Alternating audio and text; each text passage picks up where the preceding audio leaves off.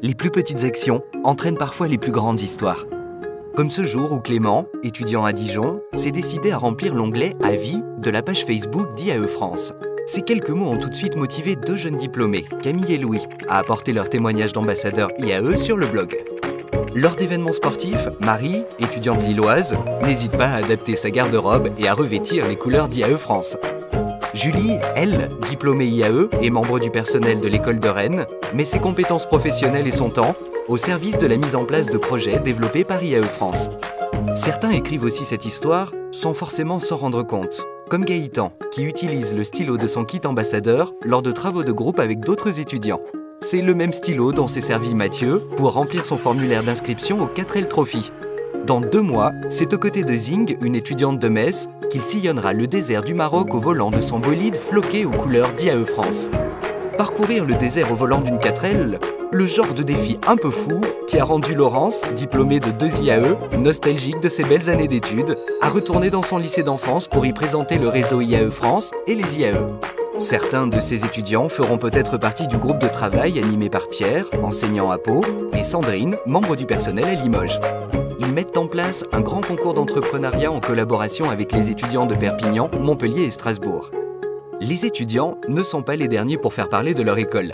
À Tours et à La Rochelle, ils viennent justement d'organiser la première étape du Tour de France des IAE. De son côté, Agnès, diplômée, a créé l'association IAE au féminin.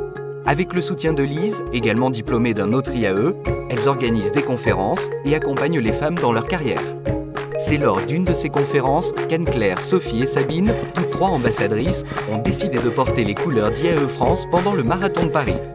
À Nice, Sylvain vient de faire la connaissance d'Éric, également diplômé d'IAE. En bon ambassadeur, il n'oublie pas de présenter le programme et les missions qu'il entreprend. Mais inutile d'être diplômé pour promouvoir l'esprit IAE. Nathalie, responsable marketing dans une entreprise partenaire à Lyon, affiche fièrement son statut d'ambassadrice sur Twitter. Fabien, lui, monte son entreprise et recherche un stagiaire pour l'épauler. En tant que diplômé IAE, il s'est naturellement tourné vers son école pour effectuer le recrutement. Faire le lien entre son entreprise et l'IAE, quelle belle mission d'ambassadeur! Aurélien, diplômé, a ainsi pris rendez-vous avec les RH de son entreprise pour leur parler du réseau IAE France. Il arrive également qu'une histoire démarre suite à un événement spécial, comme lors de cette soirée ambassadeur, où Samuel, diplômé de Grenoble, a eu l'idée de faire appel à la junior entreprise pour réaliser son benchmark prévu pour la rentrée. À des kilomètres de là, Mano Draza, diplômé d'IAE et dirigeant d'entreprise, soutient son IAE d'origine en lui reversant la taxe d'apprentissage. Quelques jours plus tard, dans le train, Florence et Jamel répondent à une enquête concernant le parcours des diplômés.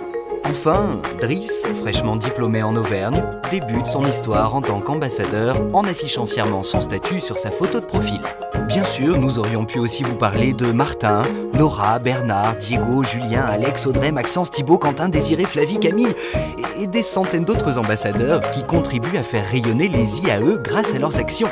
Mais ce film aurait été beaucoup trop long. Et vous, quel ambassadeur serez-vous ?